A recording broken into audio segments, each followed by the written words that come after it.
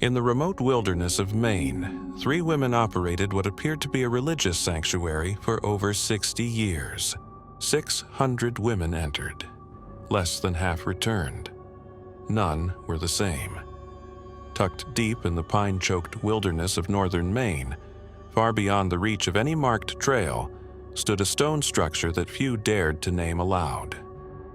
Locals called it the Convent of Eternal Tears, a sanctuary, they claimed, for troubled women seeking peace, spiritual healing, and redemption from the sins of pride, lust, rebellion.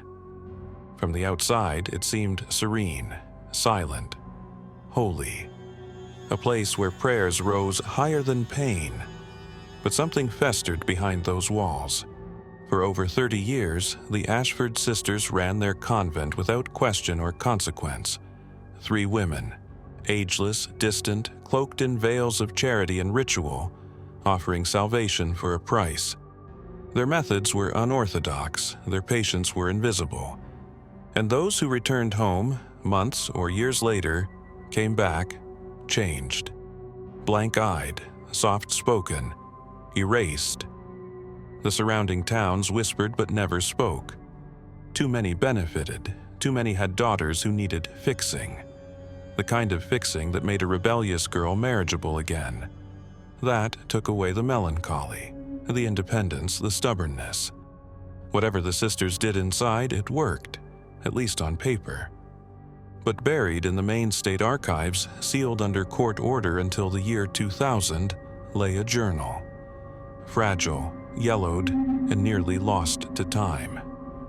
It wasn't written by a doctor or a priest. It belonged to a girl named Sarah Whitman, the only known survivor to escape the Convent of Eternal Tears with her memory intact. Tonight, we open the sealed files, and what they reveal should have never been allowed. According to her testimony, smuggled out in pieces and compiled after her death, Sarah wasn't broken when she arrived. She had been sent there by her family in disgrace, a young woman who refused to give up the name of the man who fathered her child. In 1819, that was reason enough to be institutionalized, but the convent wasn't a hospital. It wasn't a church either. It was something else entirely. The records show that Sarah's journal was nearly destroyed in a fire in 1906.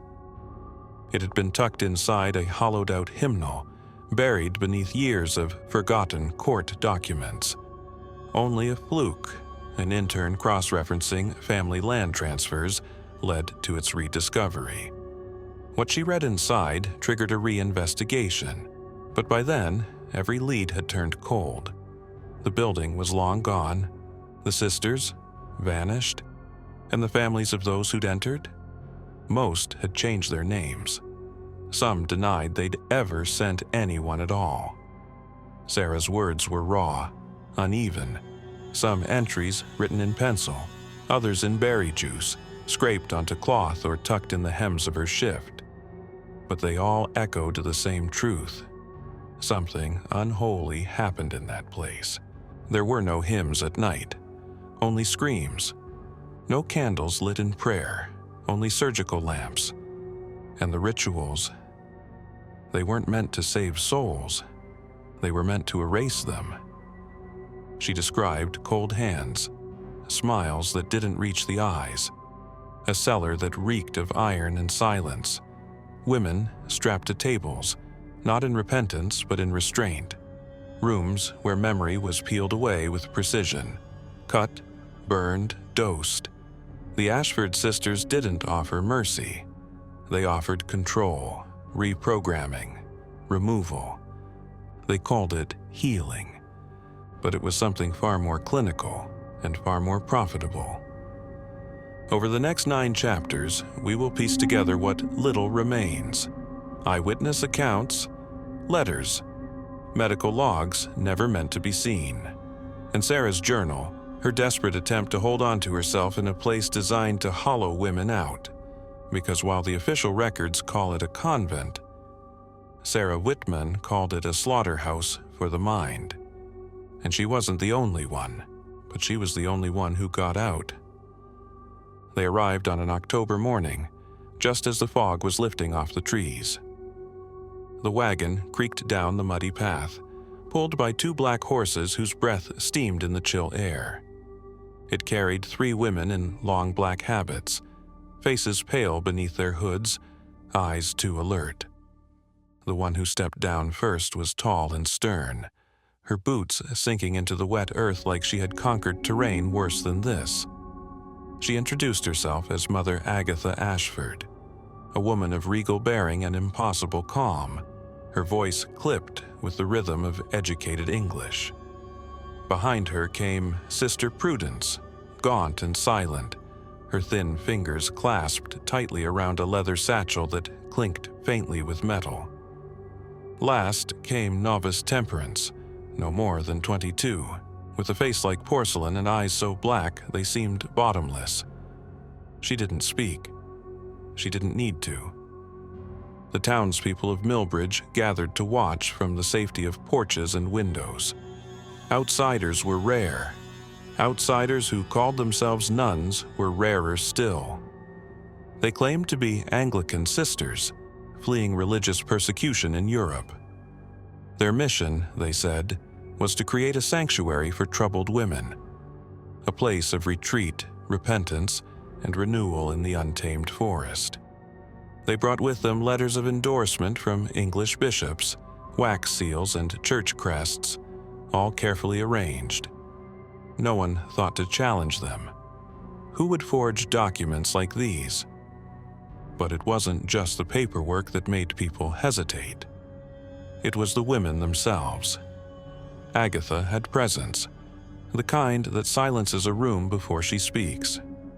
Her gaze lingered a beat too long, as if she were measuring the room's weaknesses. Her smile was polite, but never warm. She addressed men with equal authority, women with clinical detachment, and children not at all. Prudence barely looked up from her satchel. She moved with the precision of a woman who never wasted energy. Her hands were long, skeletal, surgical. When she finally spoke, it was to ask for access to the town's medical supply chest. Temperance didn't blink enough. Her beauty was so refined it made people uneasy. Flawless skin, straight black hair, a small mouth that always seemed to be on the edge of a smirk. She looked at people the way one might examine a pinned insect, a curiosity, a puzzle. Despite their odd manner, the townsfolk welcomed them, partly from Christian charity, mostly from curiosity. Millbridge was a lumber town, rough-edged and raw. Any air of sophistication, especially from England, carried weight. The Ashford sisters wasted no time. Within days, they purchased a vast parcel of land, nearly 200 acres of forest, from a widow desperate to escape her husband's debts. They paid 3 times the land's value, in gold coins stamped with European crests. No one asked where the money came from. The local sheriff simply nodded, signed the papers, and said, "God bless your work." Then the building began. What rose from the forest was no chapel. The workers, carpenters, masons, blacksmiths were instructed to follow very specific plans. Stone, quarried from the coastline, hauled over treacherous terrain. 3 stories tall, with a 4th sunk deep into the earth. The windows were small, high, and narrow, built not for light, but for secrecy. The foundation required reinforced supports, the kind used for mills and prisons, not churches. When one of the laborers joked that the sisters were building a fortress, Agatha answered without blinking. Penitence requires solitude, and solitude requires containment. They supervised everything, every doorframe, every floorboard. Prudence personally oversaw the basement construction, requesting that it be cooled, ventilated, and sealed, like a surgical theater. For intense prayer, she said, some souls need more encouragement. The builders didn't understand it, but they didn't need to. They were paid well, meals were provided, no questions were asked. Strangers still were the sisters' nightly routines. They walked the perimeter of the land in silence, as if performing some ritual none dared interrupt. Temperance was often seen standing at the edge of the woods long past midnight, eyes fixed on nothing, unmoving. Despite this, the town fell in love with them. Agatha donated funds to rebuild the schoolhouse. Prudence tended to the injured when the town physician was away. Temperance sang in the Sunday choir, her voice light and sorrowful. And when they invited local officials to witness the first dedication ceremony of their convent, they offered wine from France, meat from Boston, and words that soothed every fear. "No walls here are closed to God," Agatha said, "but some wounds require solitude to heal." The officials nodded. The townspeople clapped. And when the first woman, a local girl rumored to be two-spirited, was brought to the convent for spiritual reflection, no one protested. The stone doors closed behind her. 3 months later, she returned, quieter, softer, improved. The sisters smiled. The town exhaled, and no one asked what had happened in between. They came in carriages, wagons, and on foot. Some were dragged, others walked with heads bowed, shame wrapped around them like wool. A girl who laughed too loud at the town well. A widow who challenged her pastor's interpretation of Corinthians. A merchant's daughter who read novels by candlelight instead of sewing. Each one was received by the Ashford sisters with open arms and veiled smiles. The town called it mercy. The official term was spiritual correction.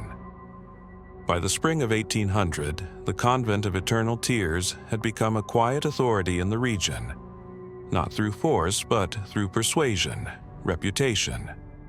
People whispered of miraculous changes. A hysterical wife who once tore up the family Bible now sat dutifully in the front pew each Sunday. A daughter who'd run off with a sailor returned 3 months later engaged to a local banker, smiling, polite, reformed. No one quite knew what happened behind the walls, but no one wanted to know either. Agatha, Prudence, and Temperance made sure of that. When families arrived, they were met with warmth and reassurance. Mother Agatha would welcome them into the main parlor, offer tea, and speak of the soul as if it were a limb, sometimes bruised, sometimes broken, always mendable. "We offer guidance," she'd say, "not punishment. It is care. It is healing." But the women who stayed inside long enough, weeks, months, began to change in ways that even their families couldn't explain. The transformation was always described in the same way. They were calmer, more obedient, detached from past grievances. They no longer raised their voices. They no longer questioned authority. They no longer remembered. They always remembered less. The convent's program was divided into stages. The first was isolation, a period of silence and fasting. The women were stripped of personal belongings, given identical gray garments, and confined to small stone cells with no windows. There were no mirrors, no clocks, only prayers, whispered orders, and the slow passage of hours marked by candle stubs and hunger. Next came reflection. Women were instructed to write long confessions of their moral failings, however minor. Agatha would review them. Prudence would correct them.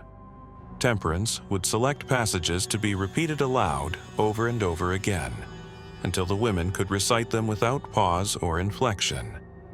Some were left alone for days, others kept in constant observation. Then came correction. This is where the testimonials stopped. The official records, the ones shown to families, described this phase in vague terms: somatic realignment, emotive purging, neurospiritual calibration. But in the private notes Sarah Whitman would later recover, the terms were far less holy: craniotomy, tree panning, behavioral grafting, neural isolation, the surgical cleansing phase. Prudence led it. She was not a nun, but something else entirely. A physician in hiding, expelled from her European post for unethical experimentation. In the convent basement, beneath 3 layers of stone and prayer, she worked with terrifying precision. There was no anesthesia, only opiates, just enough to blur the pain, never enough to remove awareness. Because awareness was the point. She needed to see the reaction. The moment when a woman forgot her own name. The exact second when rage became compliance. Every movement was documented, every silence recorded. Every change in tone, posture, appetite, memory, studied like an insect beneath a lens. Temperance assisted. She held instruments, wiped the blood, whispered affirmations. "You're becoming better," she'd say, brushing hair from a girl's trembling face. "We're helping you." After the procedures, women were kept in locked rooms with dim lights and soft hymns echoing through the stone. For days, sometimes weeks, they would lay still. When they awoke, it was always different. Something was gone, a spark, a memory, a self. But to the families, the change was a gift. Mothers wept with joy. Fathers thanked God for obedient daughters. Husbands marveled at the silence, and the sisters smiled, always smiling. The convent accepted all cases, across denominations, across states.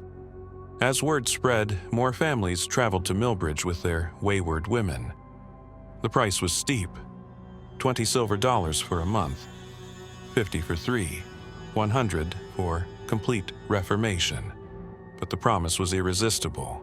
No more defiance, no more shame. Peace, the sisters called it. But the women weren't at peace. They were blank. The scars were subtle, hidden beneath hairlines, behind ears, under the nape of the neck. Some bled for days after returning home. Others had sudden tremors. One girl reportedly forgot how to speak for 3 weeks, and when she relearned, it was in a flat monotone, her dialect entirely gone. But who would challenge the Ashfords? Not the town physician. They supplied him with instruments and funding. Not the clergy. They donated generously to church repairs.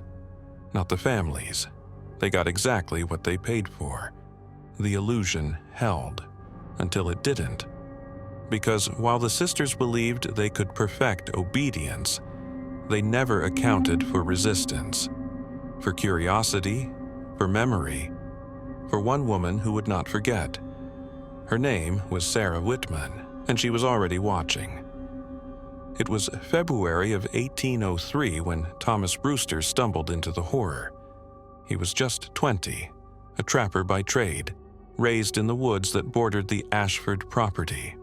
That winter had been brutal, snow waist-deep, temperatures dropping to bone-shattering lows. He'd been tracking a wounded doe for hours, the trail winding closer to the convent's edge than he usually dared.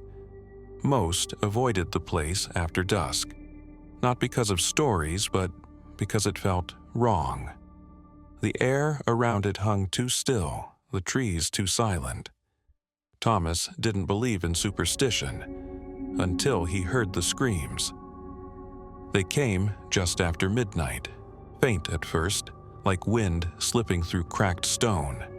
Then louder, sharper, not animal, not ghost, human. The kind of screaming that clawed its way out of a throat. Screams full of terror, not rage. Screams that started loud, died to sobs, then flared again with a force that made his stomach turn. He dropped the bloodied trail, pulled his coat tight, and crept toward the convent. He told no one he hesitated, but he did. He almost turned back. He didn't. The snow muffled his steps as he moved around the outer wall. There were no lights, no torches, no voices. But near the rear of the building, something caught his eye. A flicker of amber, barely visible beneath a crust of ice. A basement window, half buried, fogged with condensation. He crouched, scraped away the frost, and looked inside. His breath caught. He didn't exhale for nearly a minute. Inside, the convent's basement had been converted into a room unlike anything he'd ever seen. A surgical theater lit with dozens of oil lamps and dripping candles. The stone walls reflected the light like damp skin, and at the center, under a canopy of shadows, was a long wooden table. A woman lay on it, restrained by leather straps across her wrists, ankles, and forehead. Her head had been shaved on one side, and where the hair once was, a section of skull had been removed, revealing the pale glint of bone, and beneath it, something darker, wet, exposed, twitching. Her brain. Thomas couldn't look away. Standing over her was Sister Prudence, hands gloved, eyes focused, her expression calm, too calm. In one hand she held a thin metal instrument, gleaming like a silver reed. Slowly, with horrifying precision, she pressed it into the woman's exposed brain tissue. The woman shrieked, her back arching violently against the restraints. Thomas flinched, but Prudence didn't. She leaned forward, adjusted the tool, and made a small note on the paper beside her. She said something to Temperance, who stood nearby holding another set of instruments. Scalpels, clamps, glass jars. Temperance nodded, not flinching as the woman's screams rose again. It was as if they were testing for reactions. Pain was not a side effect. It was the point. Mother Agatha stood in the corner, clipboard in hand, observing without expression. Her lips moved occasionally, speaking to no one in particular, as if reciting scripture over a dying soul. But her eyes tracked everything: the twitch of a limb, the dilation of pupils, the moment a person broke. The woman on the table finally went silent, not from mercy, but from exhaustion. Her eyes were wide open, her breathing shallow. She was still conscious. That's when Thomas ran. He told no one that he cried, but he did. By dawn, he had burst into his father's blacksmith shop, face pale, voice shaking. He told them everything: the screams, the surgical room, the instruments, the exposed skull. His father listened, silent, then locked the door behind him. "This doesn't leave this room," he said. But word did get out. Not officially, quietly, through whispers. Enough for the town's moral authority to take notice. Deacon Morrison, a man known for his measured judgment, a leader trusted by Protestants and Catholics alike. If Thomas's story was true, it couldn't be ignored. And so the deacon arranged a visit. He arrived at the convent a week later, under the pretense of discussing a spring fundraiser for the town's orphanage. Mother Agatha received him in a parlor that smelled of beeswax and lavender. Paintings of saints lined the walls, eyes cast downward, solemn. Agatha was gracious, perfectly so. She offered tea, asked after his wife's health, and listened to his request with gentle enthusiasm. When he mentioned rumors, noises at night, women returning home, different, her smile didn't falter. "Some sins scream," she said, "before they leave the body. It is the sound of deliverance, deacon, and deliverance is never quiet." He said nothing. She offered a tour of the upper floors, modest dormitories, silent prayer rooms, long halls filled with candlelight and incense. The women he passed bowed their heads. None of them spoke. But something was off. Their faces were too still, their movements too uniform. When one of them turned to face him, her eyes didn't meet his. They stared through him, like looking at a wall behind his face. When he asked to see the basement, Agatha hesitated. Then, "I'm afraid that level is for our most troubled residents. The work is intimate. For their dignity, it must remain unseen by male eyes. He nodded. Of course. Modesty. Christian virtue. Still, as he stepped back into the cold air of the forest path, something gnawed at him. Not guilt, not fear. Wrongness, like he had walked through a building filled not with women but with puppets. Bodies whose strings had been carefully rewired. And yet, he said nothing. Because to speak would be to unravel it all, the donations, the influence, the quiet peace the sisters had brought to the town. One boy saw too much. One man sensed the truth. Both stayed silent, and the basement remained sealed. For now, she was the first they whispered about in town. Mary Prescott, age 19, daughter of a prominent merchant family. Spirited, clever, and dangerously opinionated. She'd rejected 3 suitors in a single year, spoken openly against her father's business dealings, and once read poetry aloud in church. Her parents, red-faced with humiliation, said she was suffering from female imbalances of the soul. That fall, she was taken to the Convent of Eternal Tears for what the Ashford sisters called a season of spiritual reorientation. She returned 6 months later, and Mary Prescott was gone. The girl who had laughed too loudly, questioned too often, smiled too brightly, was gone. In her place was a woman who spoke only when addressed, sat with hands folded, and stared at walls like they held commandments. She married the first suitor her father selected without a word of protest. At the wedding, she blinked once during the vows, never smiled, never cried. Neighbors praised her transformation. A miracle, they said. But her mother, Clara, noticed the small things. Mary flinched at the sound of bells. She didn't recognize her favorite meal. Her handwriting had changed, more rigid, less fluid. And when Clara brushed Mary's hair one evening, she saw them. 3 pale scars, just behind her ear, beneath the hairline. Straight, surgical, deliberate. Clara asked gently, "Do you remember anything from your time at the convent?"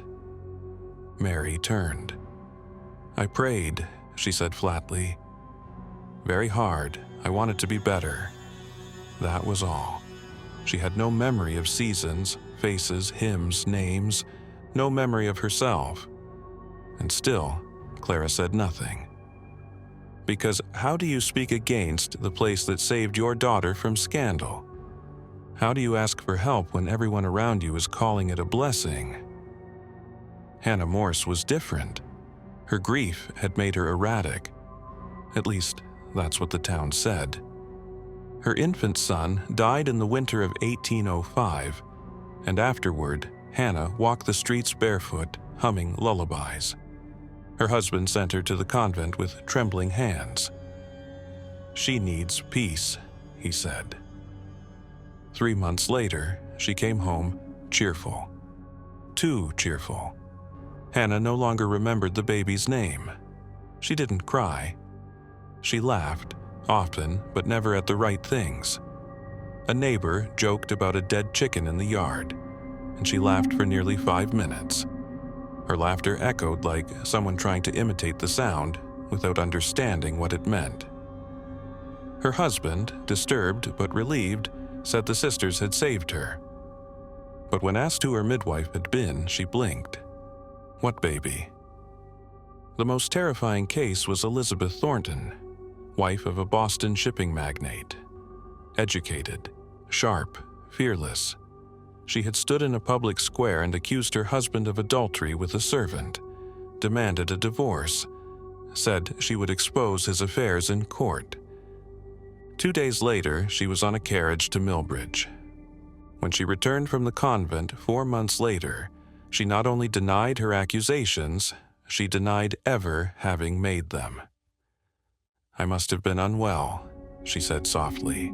"My husband is a good man." She no longer remembered the court filings, the meetings with her lawyer, the bruises.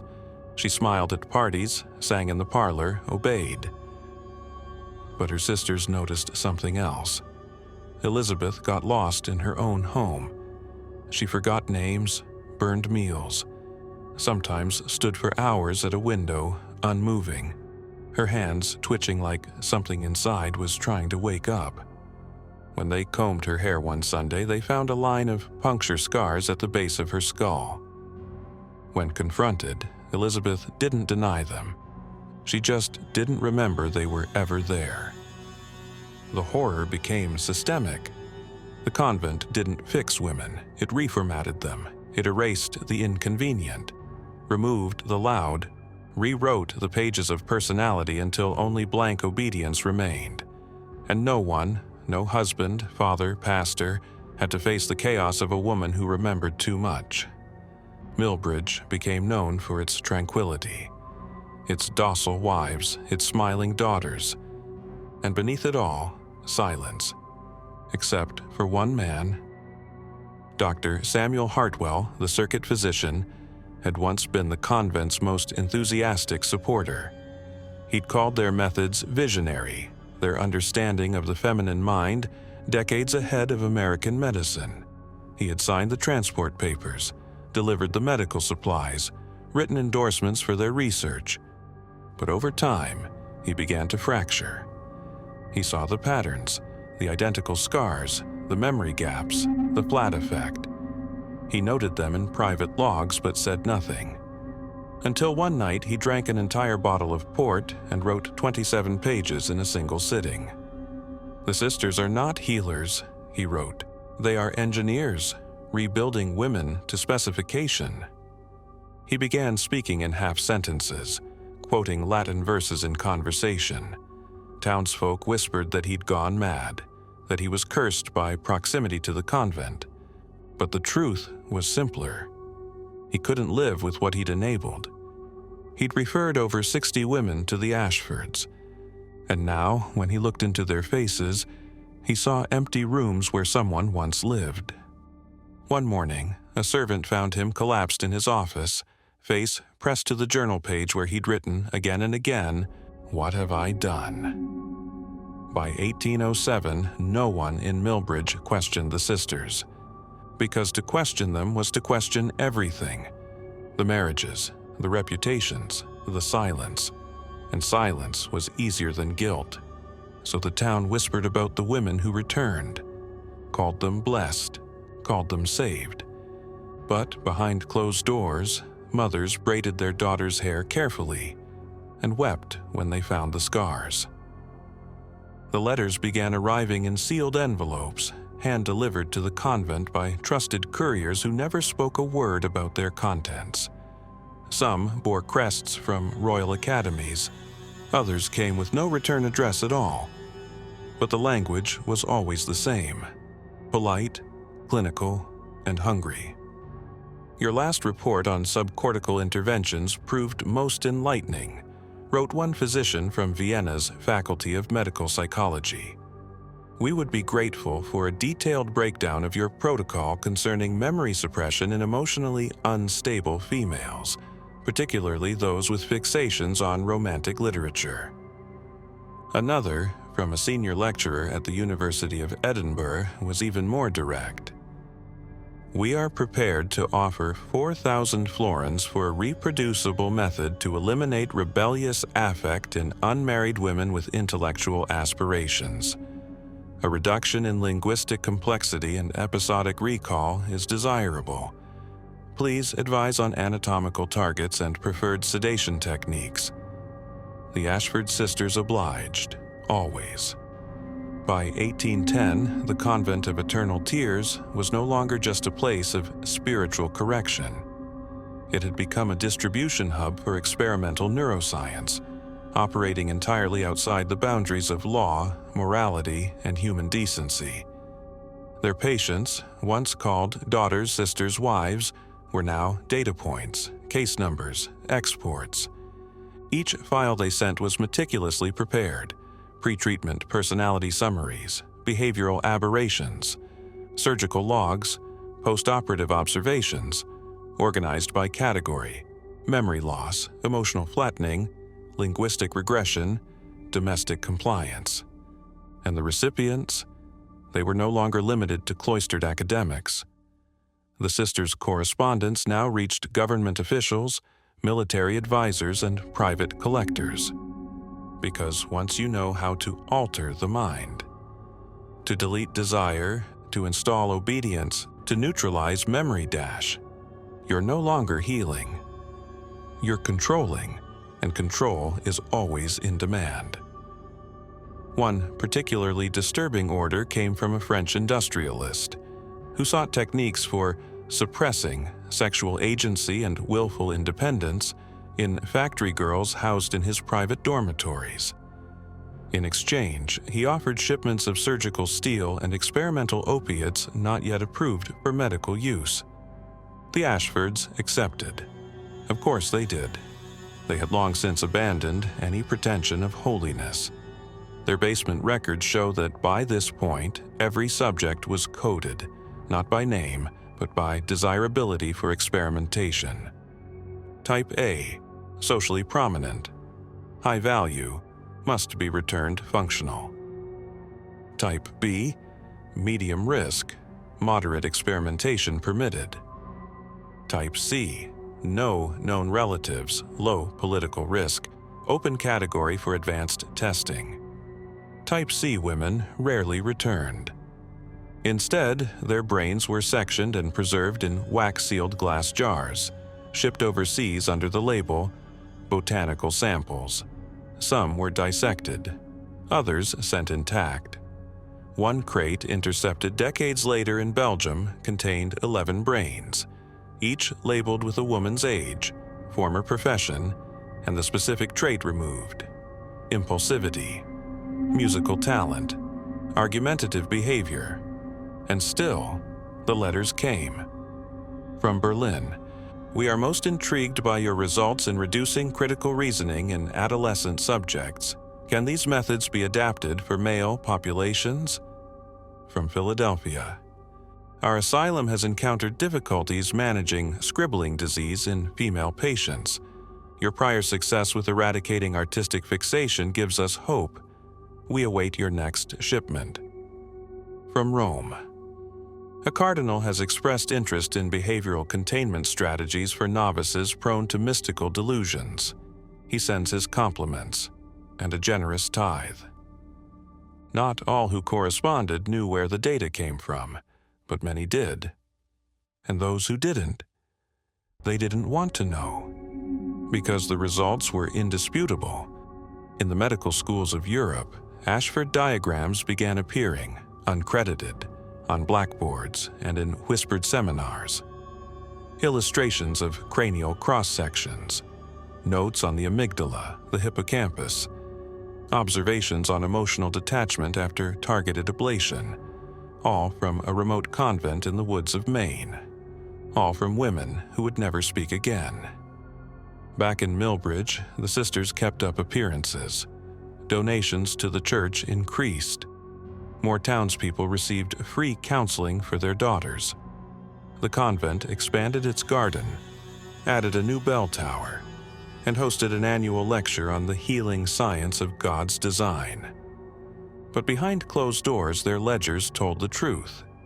They were now earning more from Europe than from local treatments. Their hidden accounts, one in Geneva, one in Barcelona, and one in a private vault beneath a banking house in Amsterdam, held what would now be millions in today's currency. The sisters began wearing finer habits. Their meals included imported fruits. Temperance ordered custom scalpels from a craftsman in Dresden. Prudence received a clockwork cranial drill from Paris, designed to reduce trauma during targeted extraction. It was engraved with her initials. And through it all, Agatha kept the books. She had once preached of sin and salvation, but now she spoke the language of optimization, performance metrics, and efficacy. She didn't see the women in their care as victims. She saw progress. The mind, she wrote in one unpublished journal, is a canvas. Most are painted poorly by birth. It is our responsibility to erase and begin again. That journal was recovered years later, charred and half-burned in the remains of the convent. Its final page simply read, "We no longer correct women. We create them." By 1812, over 300 women had passed through the Convent of Eternal Tears. Roughly half had been returned. The rest? Forgotten, coded, crated. And somewhere in a lecture hall in Edinburgh, a professor praised the miracle of modern brain science, without ever mentioning the price paid in screams, scars, and silence. The Ashfords had become pioneers, not of medicine, but of control.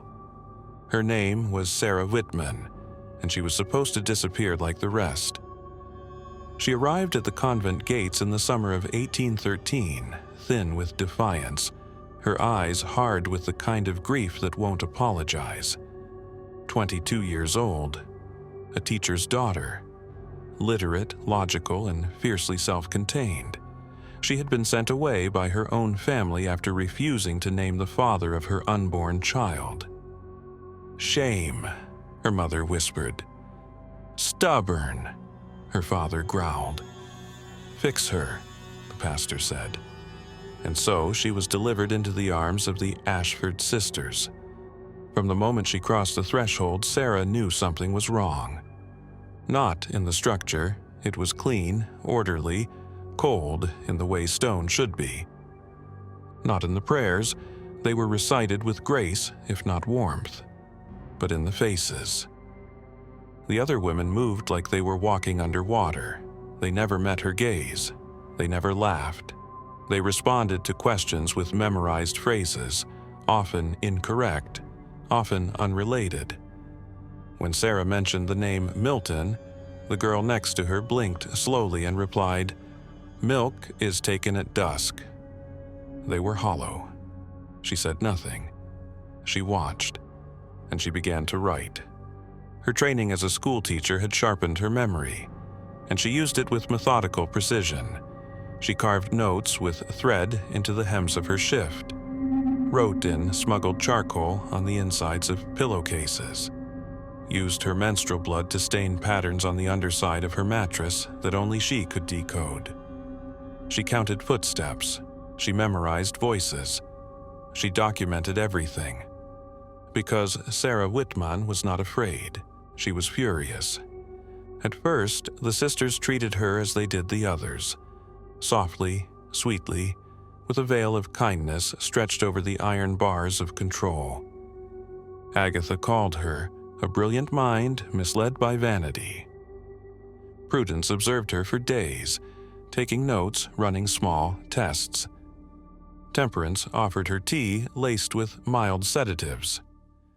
Sarah sipped just enough to seem compliant. They underestimated her. Sarah passed the first phase, isolation, without breaking. She used the silence to track time, the candles to measure hours. She pinched her thigh each time a guard walked past, counting the bruises like notches on a calendar. When they moved her into reflection, they demanded confessions. She gave them stories, crafted ones, half true, half mad, filled with contradictions. "I once kissed a priest," she wrote. "I once saw God in a goat's eyes. I believe I am the second Eve." It confused them, delighted them, worried them. She became anomalous, a subject outside their formula, and that made her dangerous.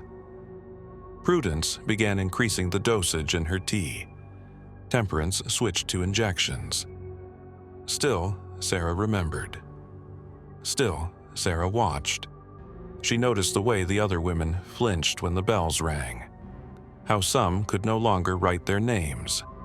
How scars appeared not after accidents, but after visits to the basement. She befriended a girl named Elsie, barely 17, with a laugh that still surfaced on good days. They whispered at night, palms pressed together like children in a tent.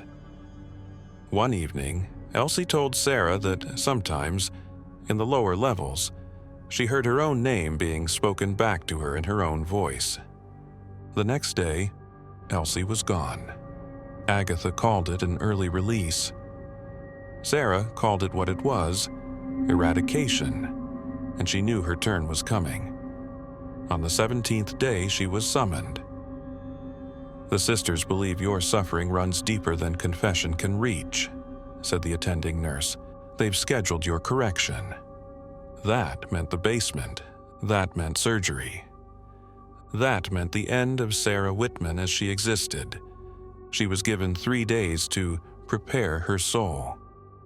3 days before they took her memory, her language, her fire. She didn't weep, she wrote. In those final hours, she created a system, 15 hidden fragments, distributed across the convent grounds.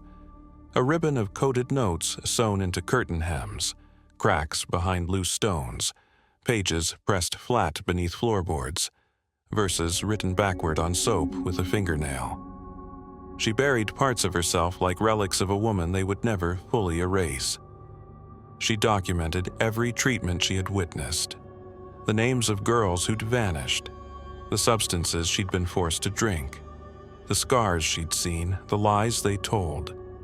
She wrote it not to save herself, but to leave proof, to remind the world that the convent was not a sanctuary, it was a machine, and every woman who entered was raw material. The night before her scheduled procedure, she whispered into the crack of her cell door, hoping someone, anyone, was still in there, still intact enough to hear. "They can take my voice, they will not take my words."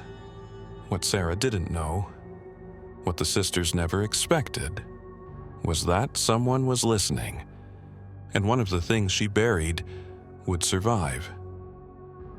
The rain began 2 days before Sarah's procedure. It started as a whisper on the roof, harmless, almost soothing. But by midnight, the whisper became a roar. Thunder cracked the sky into pieces. The wind howled through the convent like it remembered what the walls were hiding. The sisters called it a cleansing storm. But Sarah knew better. On the morning of her scheduled correction, a basement window shattered from the pressure. Water poured into the lower levels, flooding the stairwells. Staff scrambled. Patients were herded upstairs. The routine, so precise, so clockwork, fell apart. And in that chaos, Sarah Whitman made her move. They had kept her sedated, but she had never swallowed more than she had to. She'd practiced walking with a limp to appear weak. She had measured the time it took a guard to light the prayer candles outside the infirmary. 12 seconds, never more. 12 seconds, that's all she needed. When the bell tower was struck by lightning and the glass shattered across the sanctuary floor, Sarah slipped a rusted spoon from beneath her mattress and used it to wedge open the vent in her cell. She crawled, naked beneath her shift, bleeding from the knees, heart pounding like it would shatter her ribs. The passage was lined with soot and rat droppings. It led not to the courtyard as she'd hoped, but deeper into the basement, the forbidden floor. What she saw there would haunt her for the rest of her life. It wasn't just a surgical room, it was a cathedral of mutilation. Jars lined the walls, rows of human brains, some floating in amber liquid, others suspended by wire in glass cylinders. Each was labeled not with a name, but with traits. Linguistic excess, age 24. Artistic obsession, age 17. Sexual defiance, age 30. Political memory, age 42. On a side table, she found surgical logs, dozens of them, each one signed with Prudence's tight mechanical hand. There were sketches of cross-sections, notes on behavior after incisions, estimates of obedience stabilization time. One file was left open, its subject name freshly inked.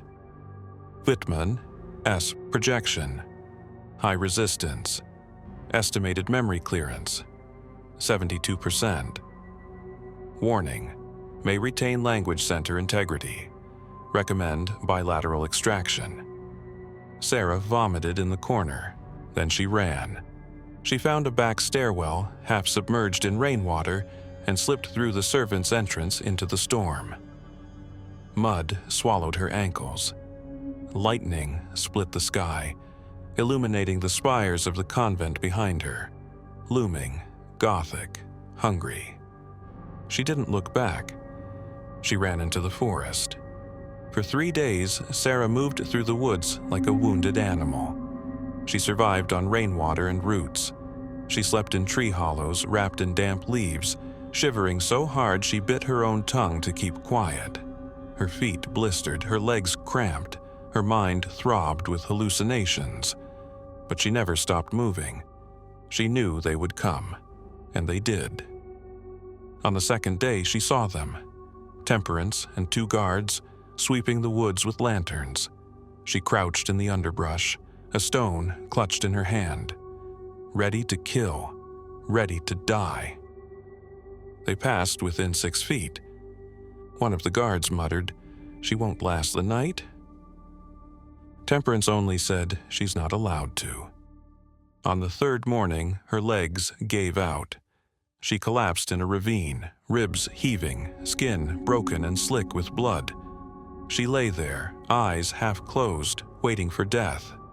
And then, boots. She couldn't scream, couldn't lift her head. The man who found her was a trapper named Elias Crane. Rough, scarred, not prone to kindness. But when he saw the scars along her scalp, the bruises shaped like restraints, the way she flinched from his shadow, he believed her. He carried her 5 miles in silence, fed her broth, cleaned her wounds, wrapped her feet. Then he put her on his old mule and led her to town. When they reached Sheriff Leland's office, she could barely speak. He took one look at her and called for the town physician, Dr. Hartwell's successor, a man who had no ties to the Ashfords. They examined her, listened to her story, and for the first time in 13 years, someone listened. She told them everything: the conditioning, the surgeries, the jars, the names. She described the rooms, the sounds, the words Agatha had whispered to broken girls. She recited passages from the surgical logs, and when the sheriff saw the surgical scars behind her ears, precise, fresh, not yet healed, he believed her too. But belief wasn't enough. Because what Sarah didn't know, what no one in the room yet realized, was that the Ashford sisters had already sent word. They knew she'd escaped, and they were coming to clean it up. The raid came at dawn. 16 armed men, local deputies, hired marshals, and 1 federal agent dispatched from Boston, marched through the pine-choked path toward the Convent of Eternal Tears. Sarah Whitman watched from Elias Crane's cabin window, her hands trembling as they vanished into the fog. She had given them maps, descriptions, names. They would find everything. But when the men reached the convent, the sisters were already gone. The front gates stood open, swinging in the breeze. No guards, no nurses, no townspeople, just the sound of dripping water echoing through the empty cloisters. Inside, the chapel candles still burned, but pews were overturned, beds stripped bare, desks cleared. The Ashfords had vanished, without a trace. What they left behind, however, told a story more terrifying than any survivor ever could. In the basement, the investigators found what Sarah had described, and worse. Rows upon rows of preserved brains, tagged and categorized with sickening precision.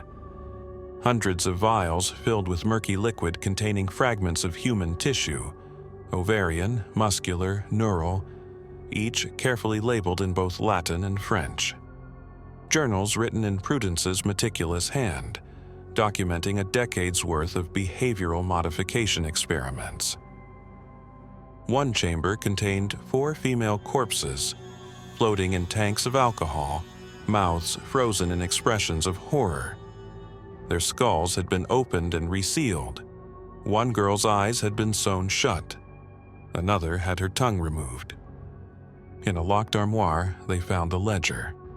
Names of every girl admitted. Classification codes. Progress metrics. Export receipts.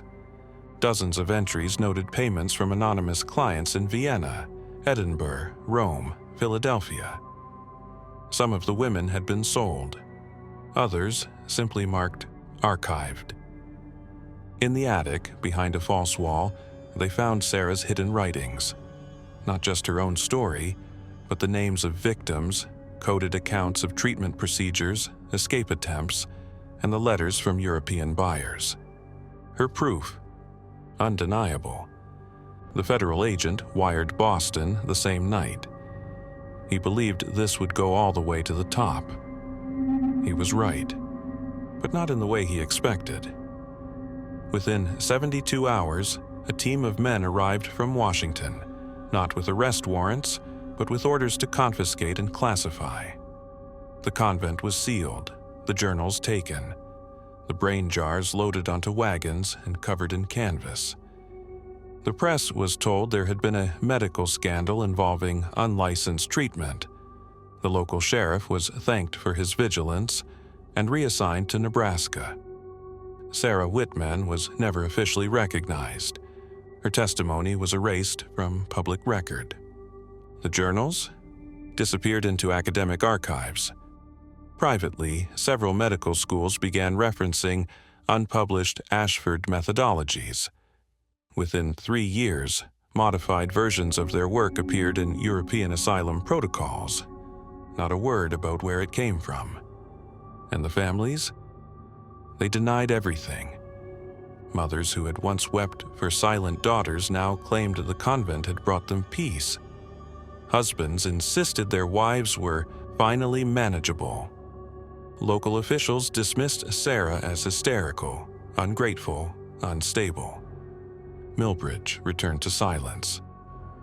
The townsfolk spoke of the raid like a ghost story, something shameful, best forgotten. The convent grounds were eventually bought by a lumber company. The building was torn down. The bodies were never exhumed. No one asked about the basement. No one wanted to remember, because remembering would mean admitting what had been allowed, what had been paid for, what had been tolerated in exchange for order.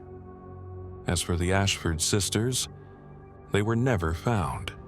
No bodies, no sightings, no trails.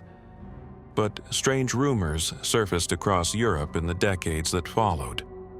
A woman in Florence with silver instruments and a scarred assistant, known for her miraculous calming techniques on troubled wives. A nun in Poland who spoke perfect English, worked with neurologists, and demanded silence in her clinic. A surgeon in Paris who refused male patients and whispered prayers to no one while she worked. No proof, just echoes. But one thing remained certain. They knew the world wouldn't stop them. Because the world had used them. Because deep down, society didn't want its women healed. It wanted them controlled. And the Ashford sisters were simply the ones who dared to build the machine. Sarah Whitman never returned to Millbridge. After the raid, after the disappearances, after the government sealed everything behind a wall of silence, she vanished from public life like a bad dream forced to fade. Her name never appeared in newspapers. Her story was never printed. No monument was ever raised. But she survived.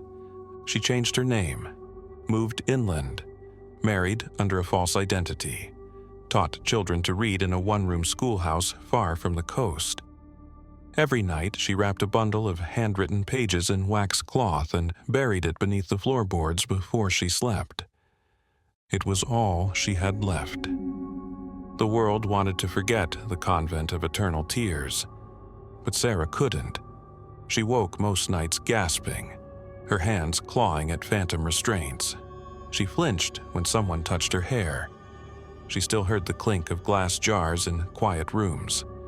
She couldn't walk past a church without feeling her breath tighten.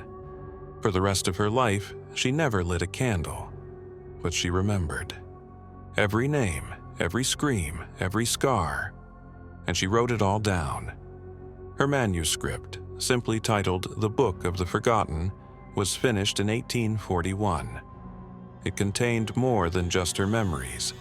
It included coded transcriptions of the surgical logs, descriptions of the experiment, sketches of the instruments, maps of the convent floor plan, and, most importantly, the list of survivors she'd been able to track. 37 names. Only 5 had ever spoken of what was done to them. The others had either vanished, died young, or lived in blank silence.